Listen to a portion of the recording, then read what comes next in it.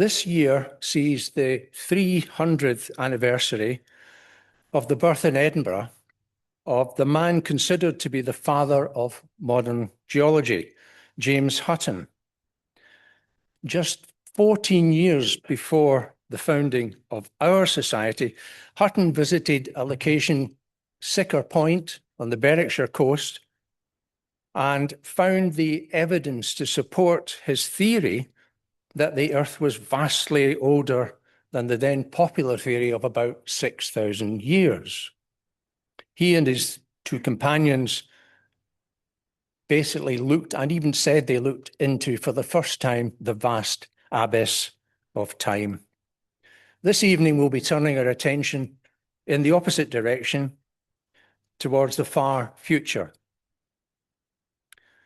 Leads you to think, what might some being of some sort in the future, tens or even hundreds of millions of years hence, learn about humankind as they probe at some curious little layer of sediment, perhaps a few centimeters thick, and find whatever they might find. It's only a week or so before Burns Night, so maybe I can just about get away with taking a liberty with a couple of lines of his, taken wildly out of context and paraphrased slightly. "O wad some power the giftie gie us, to see ourselves as others may see us." This evening, the giftie will be gied to us by our speaker, Professor Mark Williams. Mark is Professor of Palaeobiology and Earth Sciences at the University of Leicester.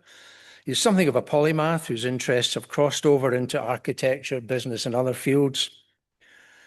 And he has had a particular interest in developing the theory that we have entered a new geological epoch, the Anthropocene. He also explores how humans might avoid causing a mass extinction of life. Tonight's talk is entitled "The Fossils Being Formed Today Will Show How Humankind Disrupted Life on Earth." Over to you, please, Mark.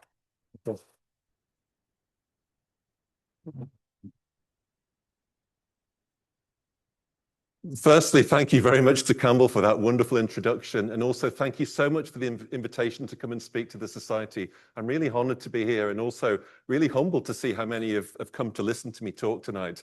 So thank you very much. I'm going to talk about future fossils, or the fossils that we will leave behind and the way in which they will give a real signature to any geologist long into the future of what we've done to the Earth system around us. And particularly, I'm going to focus on life on Earth. Just for fun, I did a Google AI search yesterday of future fossils. What would humans leave behind? And Google AI told me that actually there would be a very limited signature of biological fossils, maybe a few bones of domesticated animals, maybe a little bit of a pollen signal from agriculture, maybe from the vast number of species we've translocated around the planet. I mean to show you that Google AI is wrong, and that in fact, we have left an absolutely profound signal.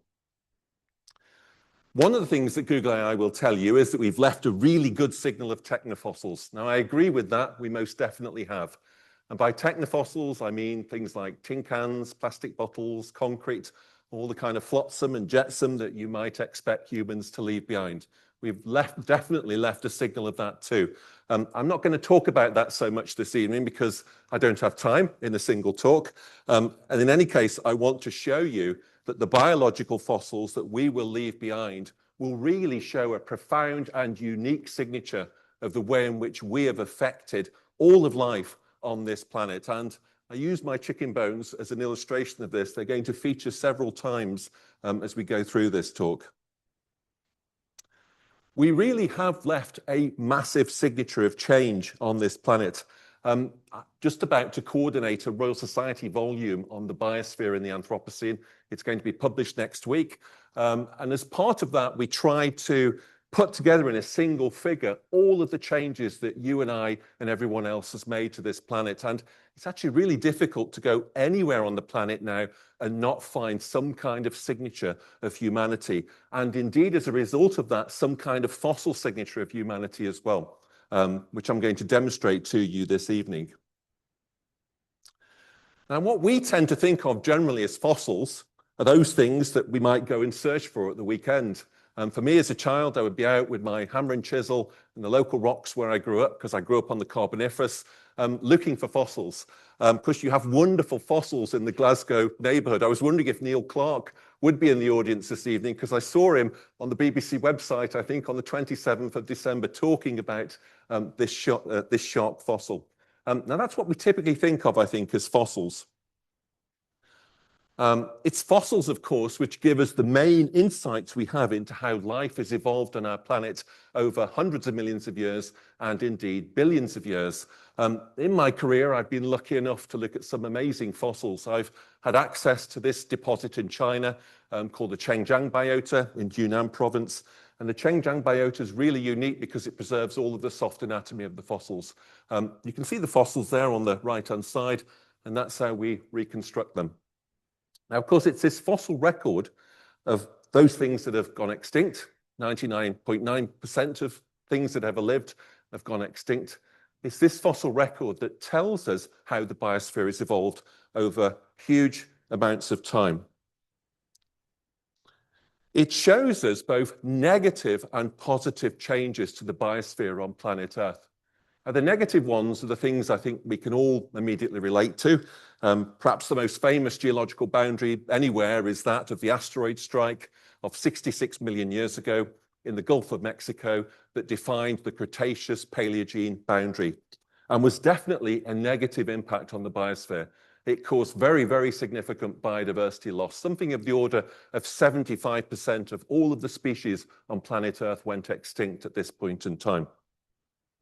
What I think is less well known about the paleontological record is it also reveals to us incredible events of innovation, which have led to greater biomass, greater amounts of life on planet Earth, and greater biodiversity. One of the really good examples of that is the evolution of flowering plants in the Cretaceous, around about 160 million years ago. It's an event of singular importance, as I'll show you a little bit later, because flowering plants have been instrumental in making the biosphere a much better place. So we have both these negative events and we have these positive events clearly revealed in the fossil record of planet Earth. The question is, what are you and I going to be? Are we going to be negative disruptors of the biosphere, a bit like the asteroid strike 66 million years ago, or are we going to be positive disruptors of the biosphere, like the evolution of flowering plants down in the Cretaceous? It is a question now of singular importance to us because in this epoch of geological time that many of us are now trying to work to become a component of the geological timescale, humans have become de facto the most important geological agents at the surface of our planet. And so we'd argue that we'd left the Holocene epoch of geological time and that we've actually entered this new epoch called the Anthropocene, which is dominated by humanity. And it would seem that we are predominantly negative disruptors of the biosphere at present. I think that's really well encapsulated in this quote from a research paper that I'm going to come back to a little bit later in this talk. And I also found this image of the boy with the Goliath grouper taken on Key West, I think, sometime in the early 1960s, as a real metaphor for the way in which we now dominate the world around us. You can see the quote there. Industrialized societies like our own use something like 50 times that of place-based societies. And by place-based societies, I mean those societies which are intimately interrelated with their environment. Indigenous cultures, for example. It is that massive rate of consumption which is degrading the Earth system and which is producing the Anthropocene in the geological record. Now, those patterns of consumption are really nicely encapsulated in these graphs made by a chap called Will Steffen, who was a professor at the Australian National University. And Will was part of the group, the Anthropocene working group that I'm also part of. He's now sadly passed away. But this is really brilliant work that they did about 2 decades ago to try to quantify the degree of change. Will did many different graphs. I've just put a few of them up here, but of course there's one that everybody always focuses in on. It's always the spread of burger restaurants on planet Earth. You can see, though, since the middle part of the 20th century, there has been a massive increase in the way that humanity consumes. There are indeed 39,000 McDonald's restaurants on planet Earth, 19,000 Burger Kings, and 32,000 KFCs. And that growth really is since the middle of the 20th century. It's a real good example, I think, of the way in which we consume with impunity. I just want to give you a few figures to give you a kind of definition of how we feel the Anthropocene should be conceived. We are the major movers of Earth at the surface of our planet. You can see the figures there, 150 cubic kilometers of sediment every year, an order of magnitude more than all of the world's rivers. We use a vast amount of water, around about 4,000 cubic kilometers of water every year. I can't visualize that. I don't know what that looks like, but I do know it would be the equivalent of humanity draining one of the giant East African lakes every 2 years. And I just want to bring it a bit closer to home to you. It's the equivalent of draining Loch Ness every 6 hours. That's what humanity does in terms of its consumption on planet Earth. I don't think I even need to mention the atmosphere to you. I'm sure you all know that we're having a fundamental change on changing that component of the Earth system. Most of what I'm going to focus on in this talk is about the biosphere, but I wanted also to give you a sense of what's happening to all of the different components of the Earth system as well. Changes to the biosphere are really, really fundamental, and they have left already a very, very distinctive fossil signal on our planet. All of these different components, changes to the atmosphere, to water, to the Earth, and to life, they've all left a signal in the geological record, long, long into the future. Of course, plastics as technofossils are going to be one of those big signatures, millions and millions of years long into the future. When we were trying to define the boundary of the Anthropocene, we decided that the middle of the 20th century was the inflection point when humans started to really consume at an incredibly rapid rate. And we needed a geological marker, something that we could find everywhere across the planet to indicate the same age time. That's what we do as geologists when we're defining geological boundaries. And we found that the radiogenic fallout from atomic bomb tests in the 1950s gave us that signal. Indeed, anywhere you look on planet Earth, in the rivers and lakes around me in Leicestershire, I've got PhD students researching these, we find that signature in the Antarctic ice, wherever you want to go on the planet, and almost certainly in the sediments of the Clyde. It's everywhere you look. It's a really good marker from a geological perspective, but of course, from a philosophical perspective, it doesn't really reflect very well on us as a species. You can kind of quantify those changes. This is a graph produced by my colleague Colin Waters on the Anthropocene Working Group, and it's just showing you that mid-20th century inflection of things like radiogenic fallout from those A-bomb tests, the cumulative production of concrete, the massive production of plastics, and the global black carbon. The black carbon comes from combustive processes, industrial processes. It's also left a signal wherever you go. It's been falling out of the atmosphere. If you go down into sediment successions and lakes and things, you'll find that signature there. All of these as key indicators of this Anthropocene epoch of geological time. Now, that was just to give you a kind of preamble entry to the Anthropocene. What I'm going to focus on for the rest of the talk is very much what we've done as a species that will leave behind a biological signal in the fossil record of huge change. I'm going to ask 3 questions. The first is, how have humans actually changed the biosphere? The second one is I want to show you how that's been recorded in the stratal record, the rock record of our planet.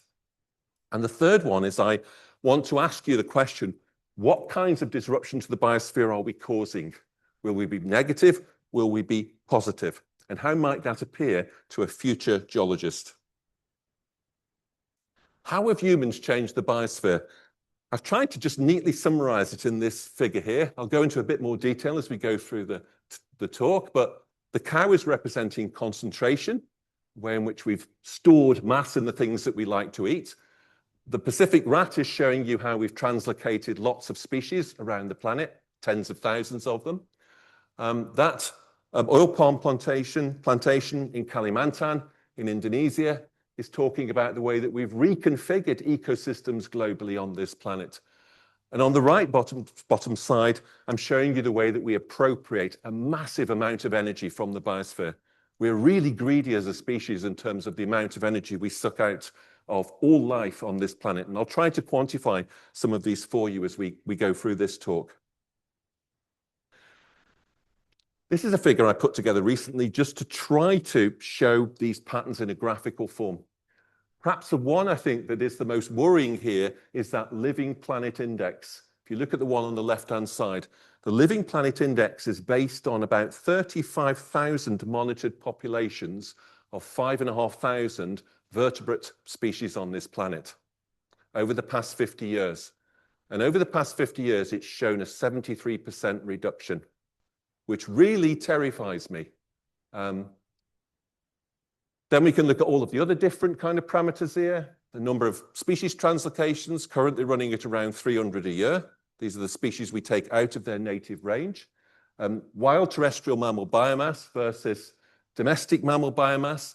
We and the animals we eat are 98% of it, and everything else is 2%. Mollusk extinction now running at, we think, about 13% of mollusks. Lepidopteran abundance I've used as a proxy for insects, so those are butterflies. And you can see also mammal extinctions there. The key thing for me as a paleontologist is pretty much all of these, apart from the Lepidopteran diminishing patterns there, have left a geological signal. And I'm going to demonstrate that fossil signal to you as we go through this talk. A fossil signal which I think will be permanent over thousands and millions of years into the future. Now, this again is a complicated figure, so I apologize for this, but I want to put it in just to show you how you compare with all of the big events in deep time. So on the bottom of the scale there, we have a scale which is showing positive change, that's towards the right, and towards the left is negative change. And I must give due deference to the postdoc who's working with me on this, Tom Wong Hearing, because he's been brilliant in quantifying all of this different data. So you've got negative change to the left, positive change to the right. You can see kind of neutral through the middle. And above that, in the area that's kind of highlighted pink, and also below it, those are past negative disruptions to the biosphere. Lots of them quantified over different geological time periods. The numbers you can see to the right are numbers in millions of years. And at the bottom also, you can see the Cretaceous Paleogene boundary. That's when that big asteroid hit our planet 66 million years ago. And in the middle, what we've tried to do is quantify the degree of biodiversity loss and the rate of loss, and also the rate of biomass loss. What we see when we compare it with deep time is that you and I are now the second fastest changer of the biosphere in Earth history, certainly through the past 539 million years. I want to come back to this a little bit later, because there's also the chance that we can move towards being much more positive disruptors if we play our cards right. But we are now the second fastest disruptor in a negative sense to the biosphere in Earth history. 1 million species at risk of extinction. Do we even know? Because we haven't even quantified the number of species there are on planet Earth, but it's obviously a significant amount. If you Google extinct animals, what you get are the things that you would expect. The dodo, of course, that went extinct in a few decades of Mauritius after humans arrived. Beautiful animals like the Caribbean monk seal, not seen since 1952. The Yangtze dolphin, not seen since 2007. It's part of a much bigger extinction. Those are the big things that appear when you Google them, but if you dig a bit deeper, you'll see that this is really now quite a major extinction event. Rob Cowie at the University of Hawaii is one of the leading people in trying to quantify the impacts on mollusks on planet Earth. On Hawaii, they've had real problems with their indigenous mollusk populations. Most of them have been extirpated or have gone extinct. And you can see what Rob and his team have done here. They're now suggesting that over the past 500 years, something of the order of 260,000 species of mollusks may have gone extinct. That's much, much higher than the red list would tell us. And we can show that, we can actually demonstrate this change in the fossil record. I'll show you some of this a little bit later. So we're now in a very, very significant extinction event. I also alluded to the Living Planet Index and the diminishing of populations of species on planet Earth. And we're not yet in a mass extinction, as in we haven't lost 70% of biodiversity, or we think we haven't so far. But because we're losing so much populations of all of these different species, we're pushing up the extinction debt. The extinction debt means we're actually getting closer and closer to a mass extinction, which we've tried to illustrate in this figure. So not in a mass extinction event yet, but very, very close to it if we could carry on with the same trajectory. Now, extinction is a big part of what we've done as a species, and it has a demonstrable fossil record. But actually, we've done much more, much bigger disruptors than just extinction. For example, we've concentrated mass in the things we like eating. I alluded to this in that summary figure. I'm now going to go into this in a bit more detail and show you what we've done. So this is a nice plot from a paper by two paleontological colleagues in North America, a very good piece of work, just showing you the rise in consumption of things like pigs and sheep and cattle. And you can see also on this figure that there's something of an inflection in the middle part of the 20th century, again, speaking to this idea of an Anthropocene. So we've obviously extended our populations of farm animals very, very considerably. Now, I want to break this down to one individual species, just to give you a sense of just how colossal the human impact is. So on planet Earth, at present, there are 26.56 billion chickens. That's at present, every day of the week. They are 70% of the mass of all birds on this planet. So one species is 70% of the mass of all birds, locked into this single species. We profoundly change these organisms for our benefit. The Chicken of Tomorrow breeding program in the United States in the 1950s set a course to increase the mass of chickens. We've increased their individual mass fourfold in the space of about 7 decades. Their growth rates are incredibly accelerated. So they go from egg to being culled in between 6 and 8 weeks. So if you buy one of these chickens, it's not a free-range chicken, it's been alive for about 6 weeks. And the other thing is, they've been engineered in such a way that they really can't live beyond 6 to 8 weeks because their bones are so weak, their necks snap after that. So it's not a good livelihood for a bird whose ancestors lived for about 8 to 14 years in the jungles of Southeast Asia. We eat 70 billion of them each year. There are more than 32,000 KFCs on planet Earth in more than 150 countries, and proudly boasting on their website over $34 billion of sales so far. The link is clear between the way that we consume and the way that we're affecting life around us. So that's concentration, but what about translocation? So this is the way in which we've taken species and either directly or indirectly moved them around the planet. And pretty much everything you can think of, humans have had a hand in moving around the planet. So invertebrates, things like mollusks and arthropods, and plants, things like Himalayan balsam up there on the left, frogs, snails. Snails have been wonderful in the damage that they've done as they've been translocated across the planet. We've done this many thousands of times. Think about it, things like the translocation of maize after the Columbian Exchange. It's now become one of the 3 most important commodity crops on planet Earth, and it's left a fossil signal of that Columbian Exchange. So if you go to African lakes in East Africa, you can find a pollen signal of maize from the early part of the 18th century, indicating this kind of Columbian Exchange event. It's an accelerating process. A whole set of nice graphs from the biologist Hannah Siebens at the Senckenberg in Frankfurt, also showing you the number of species that have been translocated across the planet. And if you think about it, it's inevitable because this is our international transport networks of shipping. This is a snapshot of this in time. You can watch this in real time, watch all the transponders from the shipping moving around the planet, almost mimicking the kind of great surface ocean currents of planet Earth.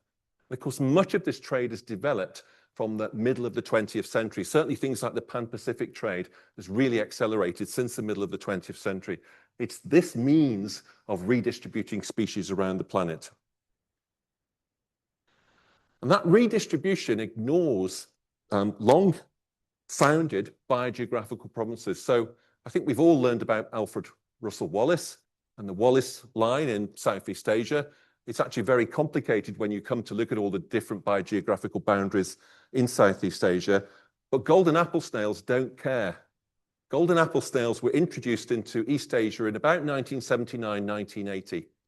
They have now flooded their way through Southeast Asia. They particularly like human-modified ecologies, paddy fields, for example, and they couldn't care less about Alfred Russel Wallace's line. They just bound straight across it. So those long-held biogeographical divisions that we've kind of grown up with are being broken down by this homogenization of the biosphere. And this is going to be really unique.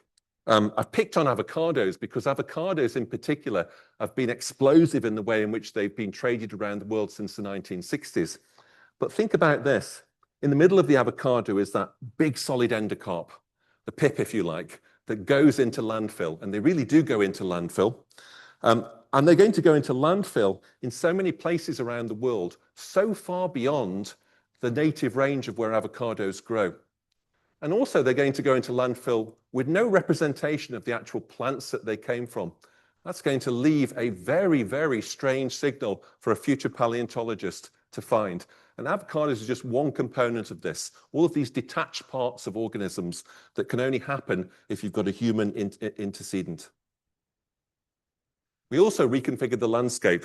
I showed you those oil palm plantations in East Asia, in Kalimantan, but this is a really nice plot produced by Earl Ellis of the University of Maryland, just showing you the way in which humans have now dominated the landscape. So here in 1700, you can see used components, those kind of heavily human impacted parts of the biosphere are only a tiny percent. And when you come forward 300 years, you can see that 50% is used and 75% of the ice-free landscape is in some way impacted by humans. In fact, it's higher than this now, maybe up to 90% in some estimations. So again, a real indication of human change. In fact, if I paraphrase Earl, he would say that the world is no longer dominated by natural ecosystems with humans disturbing them, but rather is dominated by human systems with more or less modified natural ecosystems embedded within them. That's a profound statement, because that now is saying that you and I are the dominant component of ecosystems on the planet, with remnants of the pristine biosphere embedded within them. And as I've already said, we appropriate a huge amount of energy from the biosphere. We were already doing this in the 19th century, by some estimates, perhaps taking 10% of all of its production. And that's trickled really over the past century. So now we're far beyond what is actually sustainable from a human multi-species kind of interaction. So I hope I've shown you that your and my impact on the biosphere is absolutely profound. Now what I want to show you is how that might find its way into the fossil record, or indeed how it has actually found its way into the fossil record, hence my back to my chicken bones again. I'm going to look at concentration first of all, and then I'm going to look at translocation with you. Concentration, as we've already talked about, this is concentrating mass into those animals and those plants that we like to eat. And I particularly picked on chickens because I think it's emblematic of this change. So if you look at the way that humans have changed chickens over the past 7 decades, the morphological differences are really quite profound. Again, this is some work of a PhD student from a few years back, Caris Bennett. And you can see from the data here that chicken bones stay pretty much similar through most of history. And then when you get right up to the present, in the past kind of 70 years or so, they suddenly become gigantic. Now, for me as a paleontologist, I would definitely see that in the fossil record. In fact, I'd probably say, oh, something's happened here. This is a new species. It would be a real marker, a time marker for me. And of course, millions of tons of chicken bones are going into landfill every single day of the week. So therefore, there is almost certainly a really profound paleontological signal of this. Sometimes the whole carcasses go into landfill. I think during the COVID pandemic, this was happening. Chickens were getting tipped in this manner. There's a really poignant story associated with this website if you want to go and follow up, because a passerby driving here spotted 2 chickens still alive, picked them up and rescued them, which I thought was a lovely story in what is otherwise a fairly dreadful situation. Now, that I could interpret as a paleontologist, it would be a weird kind of concentrated deposit. But what on earth am I going to do with a whole deposit just of chicken drumsticks or chicken wings or the breastplate? Because that's exactly what we're going to find. In landfill, we're going to find places where we've just got the drumsticks or the wings or maybe the other bits of the chicken. That's weird. I can't really think of a similar kind of fossil setting anywhere in the geological record. And of course, it can only happen with a human antecedent. So our future geologist is going to look back and say, what on earth were they doing with chickens? A lot. And they will be captured. I absolutely counter what AI says in terms of there'll be no biological signal of this. There are millions of tons of chicken bones going into landfill every day, and there are thousands, tens of thousands of landfill sites across planet Earth. They will definitely leave a distinctive fossil signal long into the future.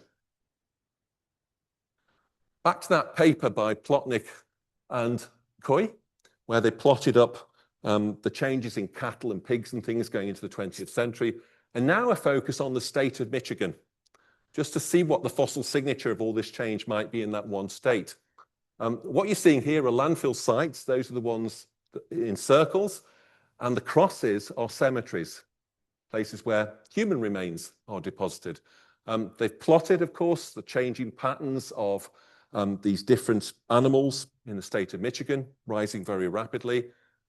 And they argue very coherently that this is also going to leave a profound signal of you and me long into the future, both in landfills and also in cemeteries.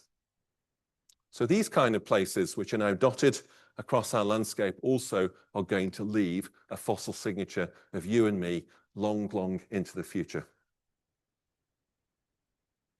And that fossil signal is going to be really weird. It's again going to break down the kind of biogeographical patterns that we might be familiar with, because the distribution of many of these farm animals reflects culture, the way in which we consume. So water buffaloes are going to be typical fossils of South Asia and Southeast Asia.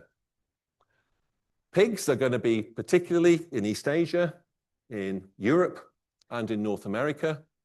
Chickens and cattle will be everywhere in terms of their fossil signature, not reflecting biogeography, paleogeography if you like, but reflecting the patterns of different groups of humans and how they consume and the different things they consume. Again, completely reconfiguring the fossil record long into the future.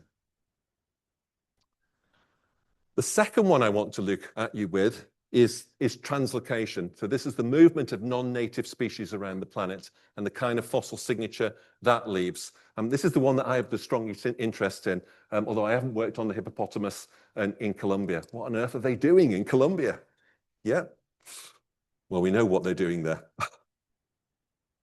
I'm going to take you first of all to San Francisco Bay, because I think it's one of the best places on the planet to show you how profound the changes are to ecologies and how that leaves a distinctive fossil record wherever you look.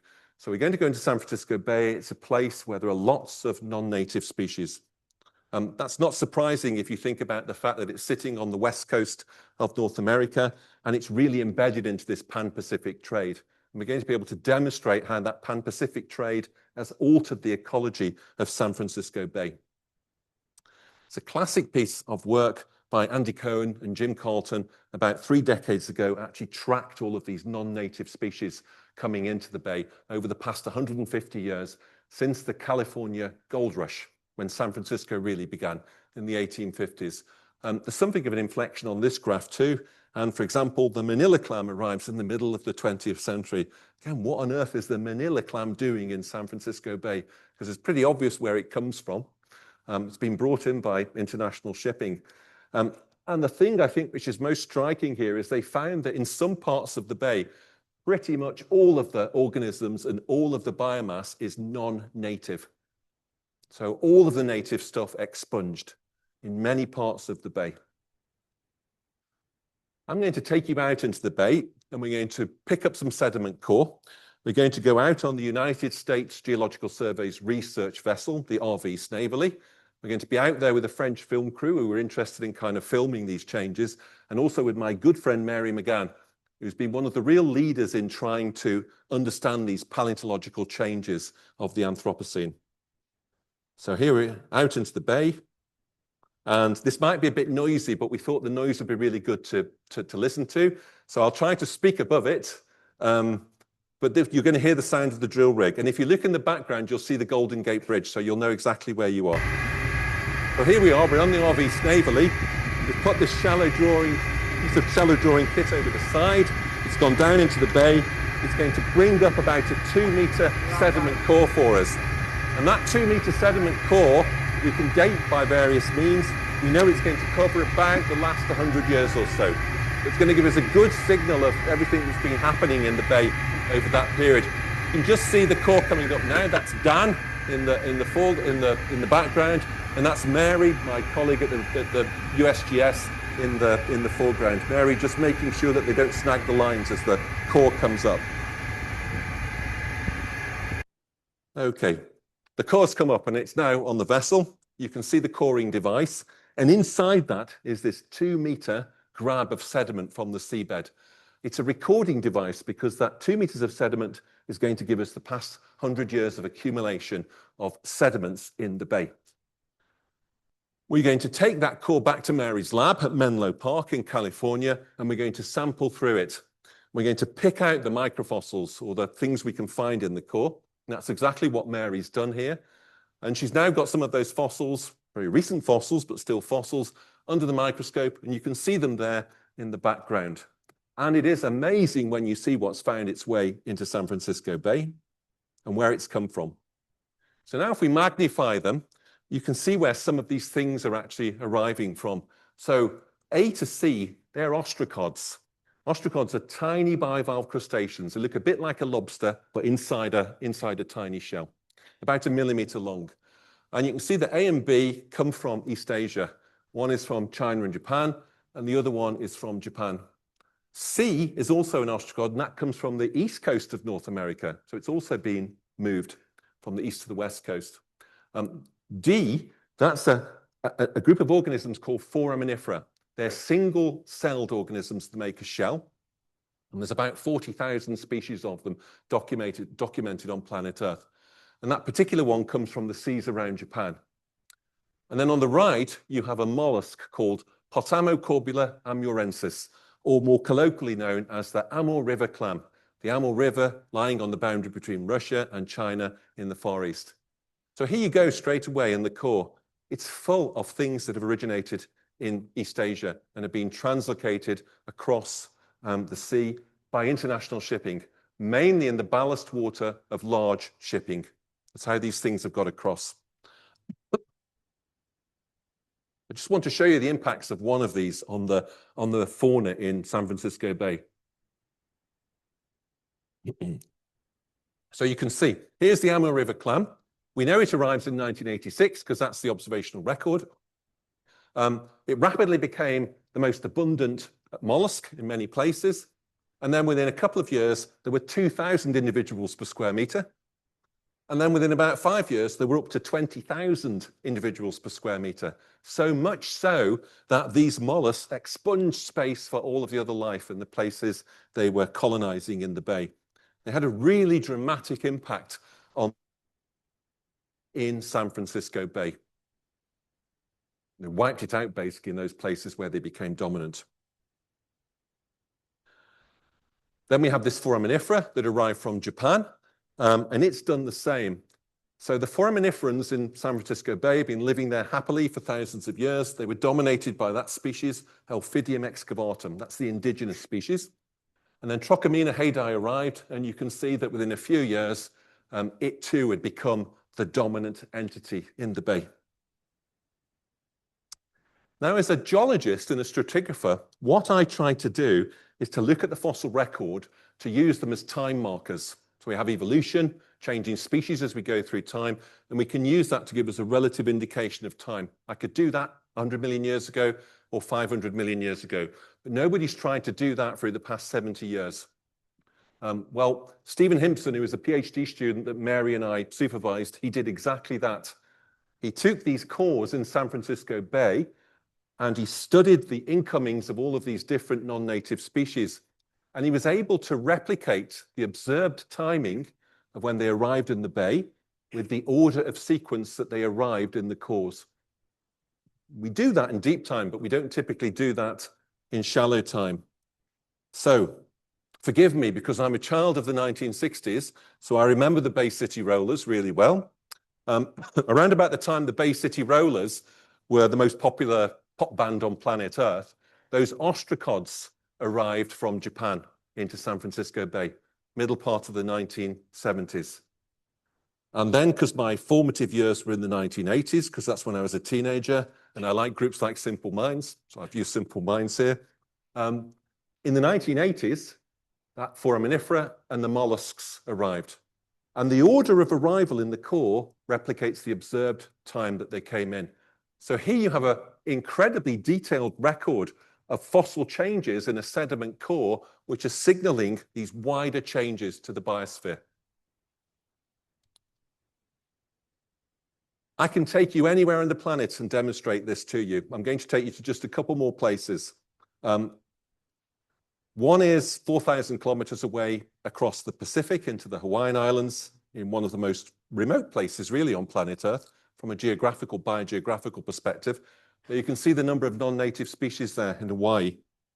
And here in Hawaii, which is the place where Rob Cowie works, the chap who looks at mollusks, you can see the fossil record of these incoming non-native species again. And you can see their impacts on the indigenous snails. So here, in the middle figure, you've got a record of the snails that have been found in this sinkhole on the right. So you take a sediment core and you analyze the different layers. And you can see that at the bottom of the core, you've got lots of mollusks, lots of snails that were indigenous to this island, Kauai. And then at the top, all the indigenous snails have gone to be replaced by giant African snails that were introduced in the middle part of the 20th century. I don't know why, really. And then the cannibal snail was introduced to try to control the giant African snails. Didn't have a good effect on the indigenous snails. It's left a distinctive signal of extinction followed by non-native species, which again is a pattern that we're starting to see emerging around the planet. Last place I want to take you to is to my home county of Leicestershire, where I work, just to show you that these patterns really are emerging everywhere. Well, we have these animals in our water systems, and they're most definitely not native. The River Soar cuts right through the centre of Leicester. For a long time, this was a pretty dire place to go, but more recently, the city has really tried to work on making this a conservation area, and it's actually had a very good impact. And now you can see, in fact, that industry, light industry, is actually cheek by jowl with nature, which is really good. But there's a big problem here because the systems in the River Soar are being invaded. We have clams from East Asia, which tend to outcompete the native clams. And along the riverbanks, in all of the riparian habitats, we have Himalayan balsam, which most definitely isn't native. And it's a beautiful plant. You might have seen it as you've been walking around in your neighborhoods too. Looks like an orchid, smells beautiful in summer, and it attracts lots of insect life. It's got some positive benefits. The problem is it grows so prolifically that it expunges everything else from the habitat around it. And it's prolific. Again, picture from Amy Risdale, one of my PhD students working on this, actually calculating the way that Himalayan balsam has spread through this island over the past 100 years or so. And you can see that in the past 50 years or so, it's really been prolific. It's definitely in your neighborhoods too, as I'll show you in a moment. So we went to the River Soar and we cored it. We brought up sediment cores. We dated those sediment cores by various different methods. And then we looked to see if we could find a pollen signature of Himalayan balsam in those cores. And that's exactly what we see. So that's the pollen of Himalayan balsam there on the left against the flower on the right. And when you go to the sediment core, if you pick through it very carefully in the way that Amy has done, you go through a whole series of layers. You can see the core depth on the left-hand side there going down about 1 meter, and you can see the dating that we've used. So we've captured about 200 years here. If you're very careful like Amy, you go through the core, you sample it for the pollen, and you tot up the abundances of the pollen. There are lots of plants there that would be very familiar to you, like salix, which is willow, which you'd expect to find growing next to a river. But then hopefully you can see the big purple spike at the top of that. That big purple spike starts to come in the 1960s, and then it really begins when you get into the 1980s. That's Himalayan balsam. That is the fossil signature of a non-native plant in our landscape, leaving a very distinctive signal. We've got it not just in this core, but in other cores. And that means that I can basically, as a paleontologist, correlate from San Francisco to Hawaii to Leicestershire to see exactly the same patterns emerging everywhere on the planet, this massive pattern of change. This was just a summary figure really to show you all of the different kind of species that are moving about the planet very, very rapidly and can be used to make this kind of stratigraphy of change. What about recent change in Glasgow? Now, to my knowledge, nobody has gone out and cored the River Clyde to look for these kind of signatures. If anybody's interested in doing it, we'd really be interested in looking at that, because I think, you know, in a city like this with its history of connections around the world, you're going to have some really profound paleontological signals. I mean, well, Chinese mitten crabs arrived about a decade ago. They'll have left a fossil signature in their carapace, but they also burrow sediments like hell. So they'll have made a big, big physical change that you'll be able to signature in your sediment succession. And in your river catchment, Himalayan balsam is growing everywhere. It too will almost certainly have left a pollen record in the sediments that will signify these huge changes to the biosphere on planet Earth. Again, if anyone's interested in doing this, we'd be really interested to look. The fossil record of all of this change is eye-catching, I think. I hope I've demonstrated that to you. And I hope I've shown you that AI was completely wrong on this one, as it often is on lots of things, as we know. The fossil record is eye-catching, but it isn't yet a mass extinction. It's not far off, but it's not quite a mass extinction. And so finally, in the last bit of this talk, if you can bear with me just for another 10 minutes or so, I want to ask the question of, what are we? Are we positive or negative disruptors of the biosphere? And I've used this planetary boundaries figure that some of you may know, produced by the Stockholm Resilience Centre. It looks at the 9 planetary boundaries that we need to maintain in order to have a habitable place on this planet. And the depressing thing is that as this has developed over the past 20 years, the number of boundaries that have been perturbed by humans is going up and up and up. We've now perturbed 7 of the 9 boundaries. And the one that really frightens me the most, although they're all quite frightening, is the biosphere integrity one. You can see that's classified as genetic and functional. So the genetic is, if you like, the diversity, and the functional here is defined as the amount of energy we appropriate from the biosphere. It's causing a massive disruption. It seems to be rapidly evolving towards one of the big negative disruptions in deep time. I already showed you this figure, and sorry, it's very horribly complicated, I know that. But all I really wanted to point out to you is by our calculations at the bottom there, we are now the second fastest disruptor in a negative sense of the biosphere on planet Earth. But could we do this? So what we've plotted here now on the top are the positive disruptions, things like flowering plants and the way in which they increased biodiversity and the ways in which they increased the mass of life on our planet. Could we actually push the biosphere in that direction? This is a nice paper by Mike Benton. If you know Mike Benton, he's a paleontologist at Bristol University, and it's just summarizing all of the kind of positives, if you like, of the evolution of flowering plants, the way in which they were able to extend habitability across the planet, to improve the efficiency of capturing energy from the sun, and the wonderful symbioses and mutualisms that they formed with so many different organisms on our planet, invertebrates and vertebrates. Really, we have a huge amount to learn from flowering plants in terms of our interaction with the biosphere. But, and I'm sure many of you know this, there are a multitude of examples of where humans have been wonderful at fostering biodiversity on our planet. I'm going to just use a few examples at the end of this talk, because I think it's really important that we focus on these, because these are the positive disruptors, the things which emulate the kinds of patterns that we can see with flowering plants. In the Western Australian desert, for example, where people have been living for thousands of years, they have learned to increase the heterogeneity in the landscape. And by increasing the heterogeneity, they have fostered biodiversity. They are super generalists in their landscape. When they are there, the landscape is much more biodiverse. And when they're not there, the landscape is much poorer. Unfortunately, government policies in the 1960s, which were probably racist and colonial, deliberately moved people off the land. And that resulted in a simplification of the ecology, because the humans were the super generalists. They were the ones really trying to nurture the diversity in that landscape. I showed you this paper right at the start when I gave you that quote about humans in industrial societies like ours consuming 50 times what indigenous communities do.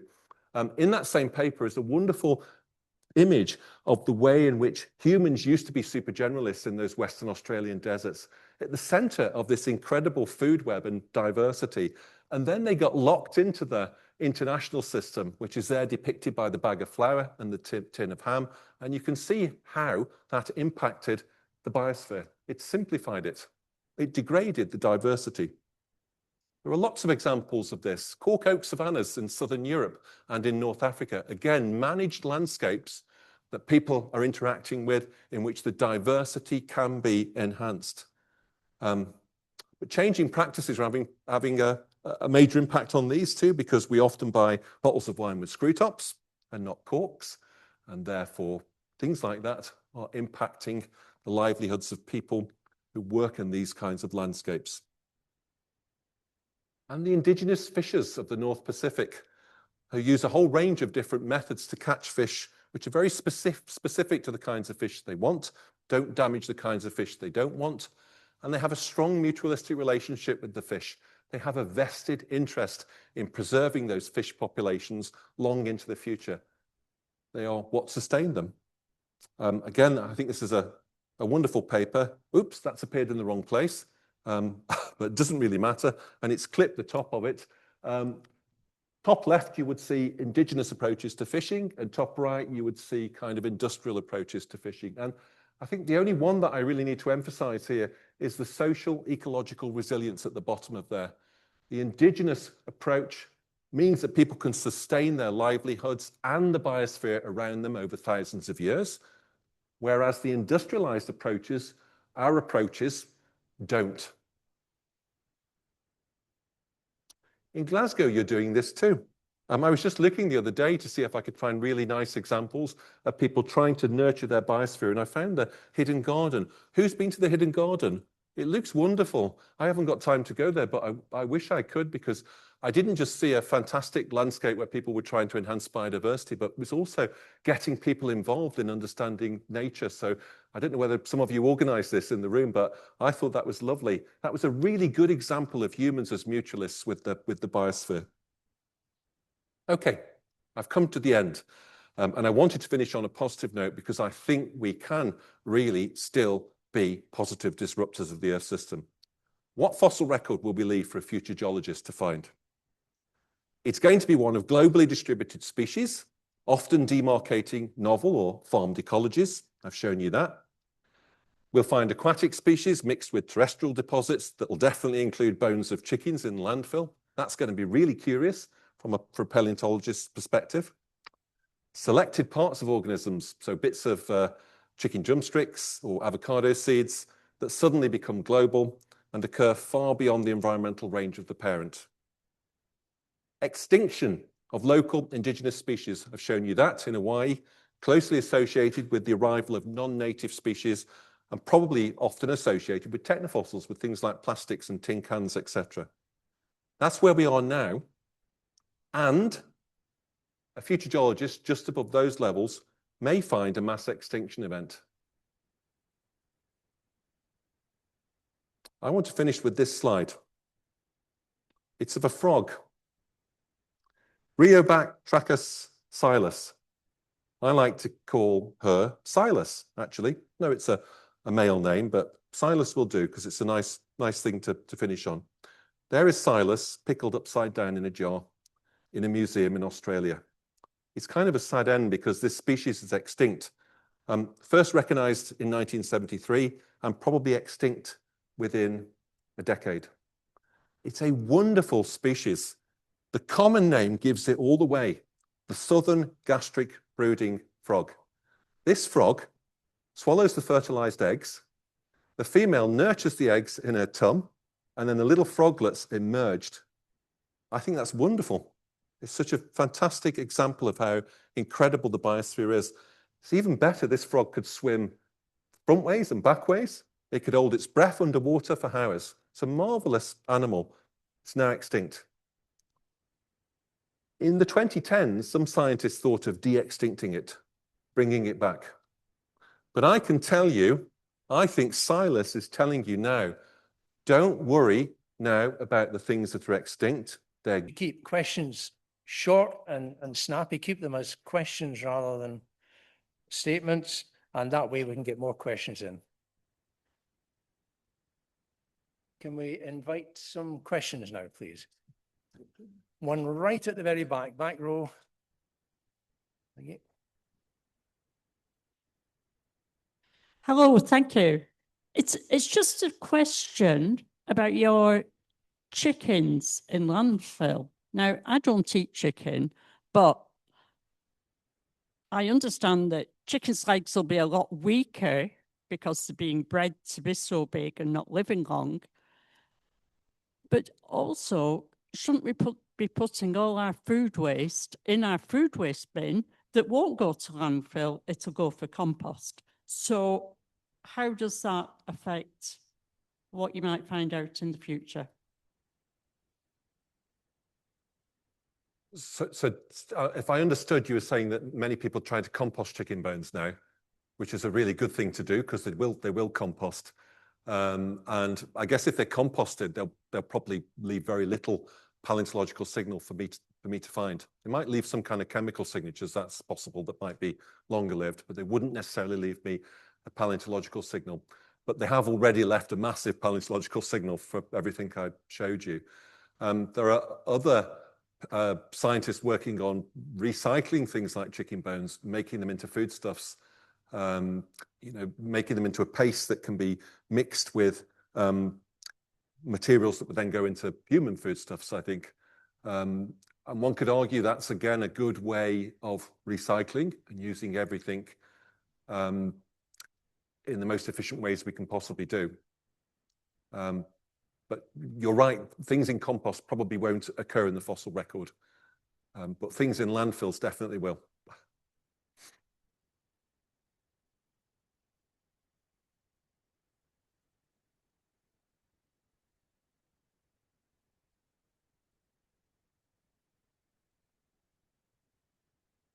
Thing 1, 2, 3, yes.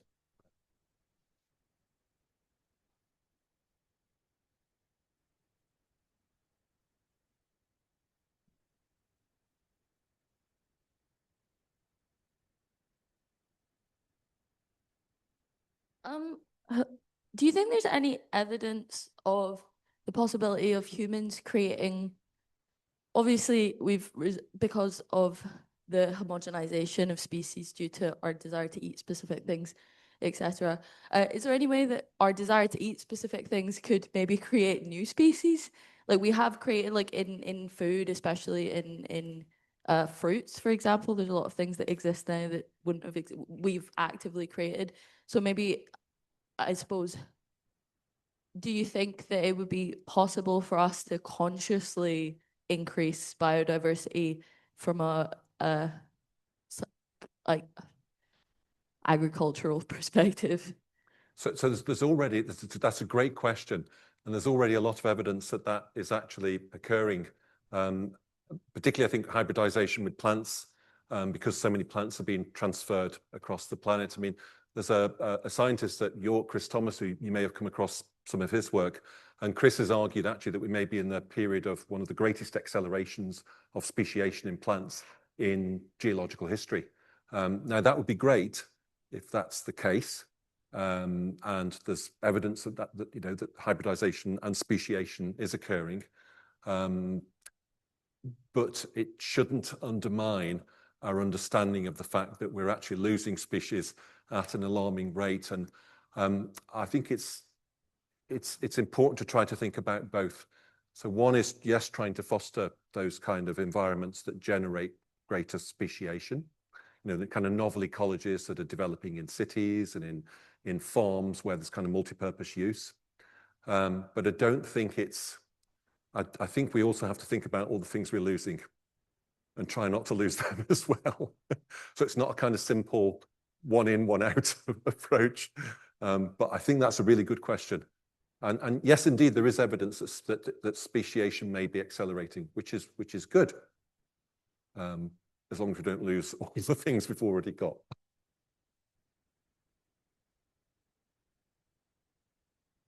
Hello, that was a fascinating talk and also quite depressing and scary. So I was a wee bit surprised at your optimism. I was very pleased to hear that you're optimistic, but slightly surprised. One of the slides towards the end, you said you were concerned about, particularly concerned about biosphere integrity.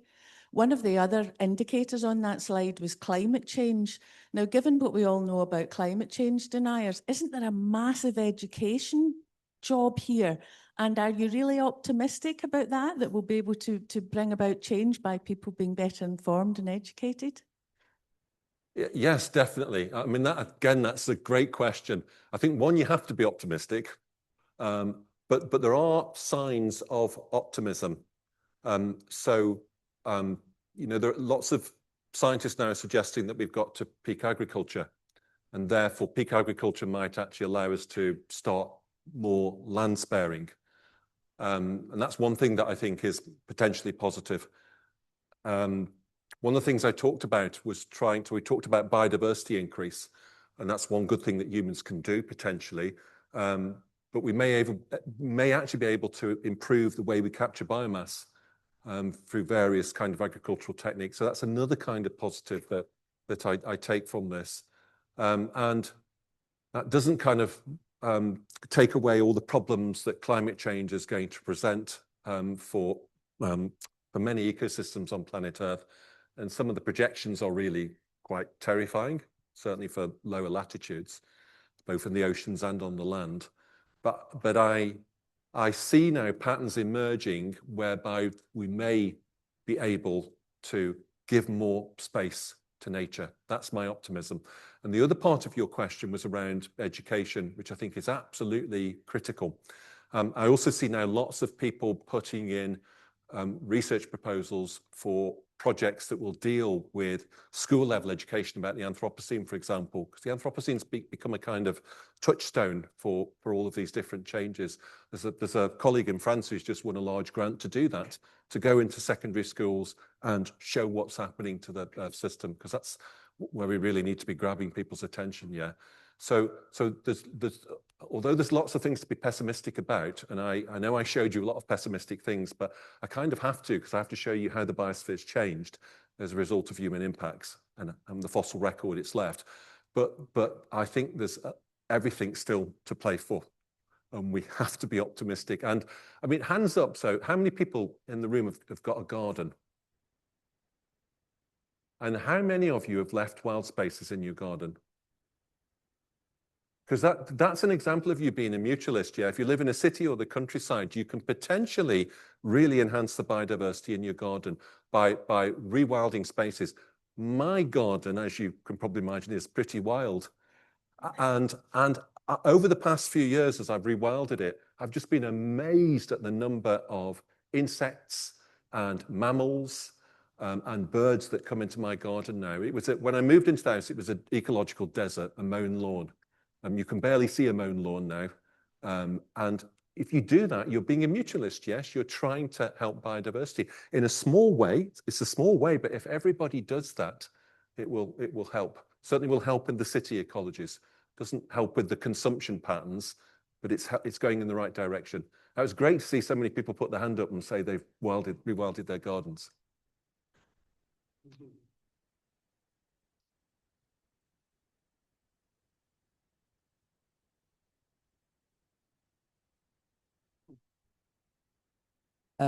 On the subject of pessimism, Scotland's a good place to come to for pessimism. So here's one for you. As species are interdependent, does survival of the fittest mean that inevitably all species will become extinct? That's a really good question. But I would say that Darwin was not completely correct. I don't think that the ecosystems function on a zero-sum game. It's not all me and nobody else. As you said, the species interact. And actually, symbiosis and mutualisms are at least as important. We've lost that. We seem to have forgotten that completely. We are just playing a zero-sum game with nature, yes. But that will ultimately end very badly for us as well. But I think, again, a lot of the work I'm seeing now is really emphasizing the kind of symbiotic relationships. And I think I was trying to emphasize that in some of the things I was saying. So I think, Darwin's ideas were good, but they were not all the way there. Yeah, and science has evolved a lot over the past century. I think things like, Gaia hypothesis, Lynn Margolis, Jim Lovelock, all part of that. Yeah, thinking about symbiotic systems at the global planetary level, but also at the local ecology level.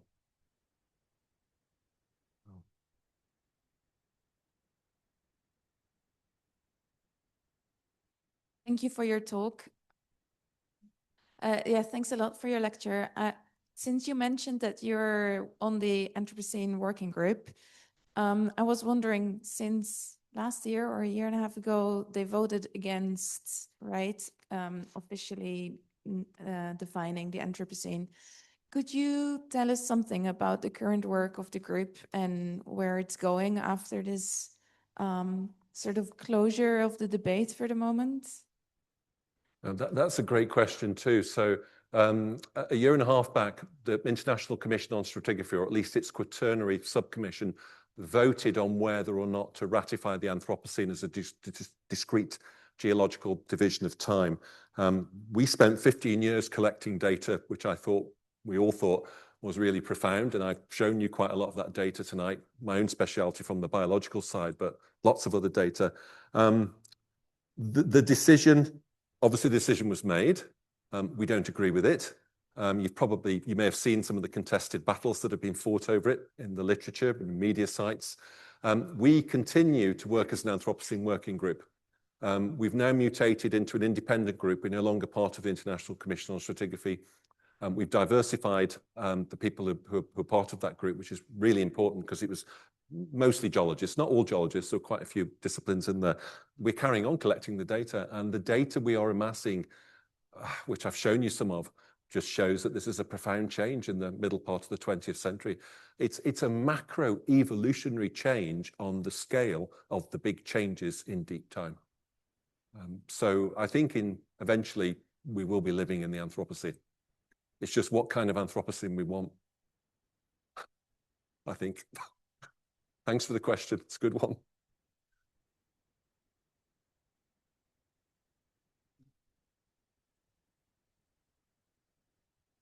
Thanks very much, Mark, for a really interesting talk.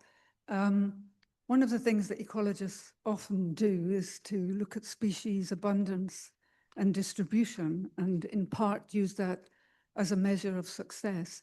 So I'm thinking of a paleontologist a long time in the future, looking at all these chicken bones, may they think chickens ruled the world? Yeah. And if you think they won't, why won't they? Because they're going to be everywhere. That's a great question, Pat. I think so.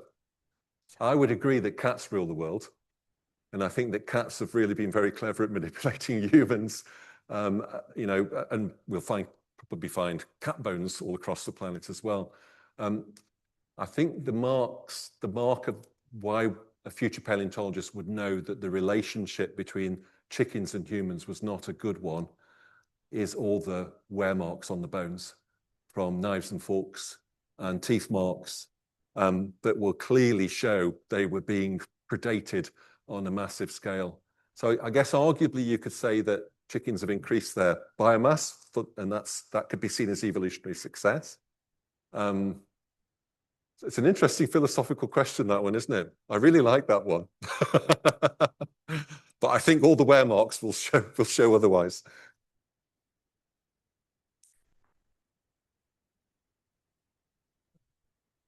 You didn't define when a mass extinction occurs. So given the current trends, many of which you showed, if those current trends continue as extrapolated, when do you think that mass extinction might be declared? So a colleague of mine on the Anthropocene working group called Tony Bonoski, it's very much his specialty, and you might have come across some of his work. He's the one who's really tried to quantify when he thinks a mass extinction event will occur. And I mean, he thinks with present trajectories within 2 centuries or much quicker, 2 centuries maximum. That will then leave a very profound signal of human impacts, clearly recognizable to. Crystal ball, a question for you. Given the huge change in the biosphere that the end Permian and the end Cretaceous created, would you like to predict what would, how the biosphere would change and what the dominant organisms would be after us? That's a Dougal-Dixon question, yes. And I think his rabbits are the best example of that. So you know the rabbit in one of his books.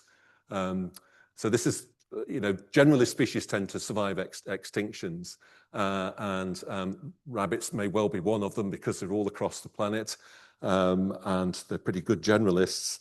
And you know, so 1 million years hence, you might find mountain rabbits and desert rabbits. Yeah, they look quite different from extant rabbits at present, but their obvious feature will be the really long ears. Yes, which I thought was wonderful.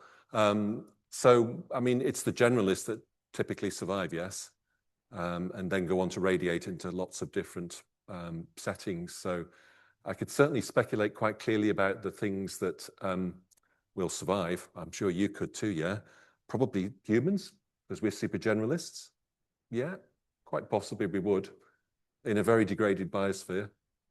Cockroaches, rats, rabbits, obviously. So, yeah, difficult to speculate, but I mean, the patterns that would emerge would be radically different from what we've seen in the past, yes, because the patterns that have controlled radiations after extinctions have been things like geography, and that now is being degraded by human impacts, yes. There's never been any time in Earth history, even when Pangaea was all together about 250 million years ago, one big supercontinent, there's never been the exchange of organisms on the scale that humans have caused in the past century. Now, that's utterly unique. So therefore, the start point will be quite different. Good question. Thanks for a great talk. In the past 150 years or so, the things from human point of view that have happened are there's many more of us, and we consume much, much more. Do you think that we can stop a mass extinction without dramatically reducing either our population size, consumption, or probably both? That's a great question again. And I think that again comes back to this question of where we are with things like agriculture and whether we have indeed reached peak agriculture in terms of the amount of land that we now need to use to produce the biomass that we need to feed the human population. If we have reached peak agriculture, then there's real hope that we can spare a lot of land and therefore hopefully reduce the impacts on the broader biosphere. So I am optimistic from that perspective that we can. And also, you know, each and all of us can actually change our behavioral patterns. That's another big part of this. Yeah, it's about the way we consume. So there is the city itself, and we talked about the environments in the city. Now you can rewild them and increase the biodiversity. But when you look at the way a city consumes beyond the immediate vicinity of the city, I mean, Glasgow sits in what would be, I guess, would it be a Caledonian forest here, or would it be Celtic broadleaf? Somewhere kind of on the boundary, I think, between those two biomes. But the city doesn't try to interact with those biomes. It's basically shut them out. There's no kind of mutualistic relationship. And then, of course, the city like Glasgow is consuming on a global basis. It's how we try to pull ourselves back into our local biome to give us a sense of how we can consume in a more moderate manner. And I think there are ways that we can consume in a much more moderate manner. Change your eating habits. That's one thing that we can all do. You know, there are really simple engineering things that we can do. I wonder how many buildings in the city capture water on the roof and repurpose it into the cistern. They don't, do we? We don't do these things which are really simple. Some cities do it really well. Some Belgian cities are really good at repurposing water, but we generally don't. All these things could really help to lower our patterns of consumption, because most consumption is happening in cities, and most pollution is being produced in cities. So that's almost a whole series of talks in itself, I would say. But it's a good question, but I'm still optimistic that we can. But we need to do it quite quickly. It's time for one last question. And we've got two hands up. Felicity, could on your right, Richard. Thank you. That was really interesting.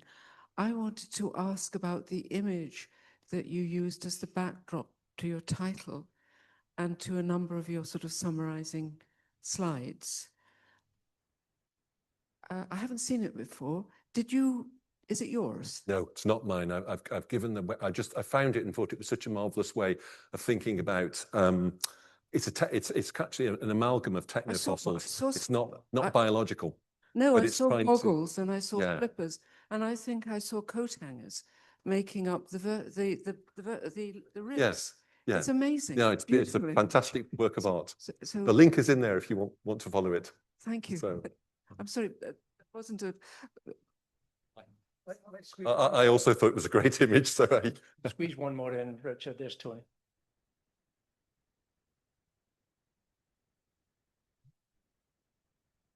Thank you. Although we can't tell what the future will bring, the dominant species on Earth, which is causing all this disruption, seems to have a peculiar quality of not wanting to reproduce itself in the way it used to. We seem to be, as a species, when we gain education and more wealth, to be less interested in growing our population, which is a very peculiar thing I don't think has happened before. I mean, that's a global trend, yes, that as societies become more equal, that reproduction rate drops. And that is good because we've obviously crossed the stage of peak population growth, and it will probably stabilize sometime in the middle part of the 21st century. And that, again, is one way I think that buys us hope. If we can increase agriculture from less land and spare land for more of wild nature, and that could be one of the bonuses of the 21st century. I'm not worried about population growth slowing down. Okay, just before we thank Mark, can I just mention the next talk is on the 28th of January. It's entitled The Roots and Fruits of Scotland's Global History, and it's by Murray Pittock, Bradley Professor of Literature at the University of Glasgow. And we hope we'll see you all then as well. And refreshments will be available in a couple of minutes. But firstly, just to thank yourself, Mark, very much indeed from all of us. You've given us a completely different slant, I think, on humans' influence on the planet ruled by chickens. And as I ask the audience to show their thanks, I'll present you with a future fossil, which is the paperweight of the society here. They'll be scattered widely through the UK and to great puzzlement, future geologists. Thank you. Thank you. Thank you. Thank you very much. Thank you. Thank you. Thank you.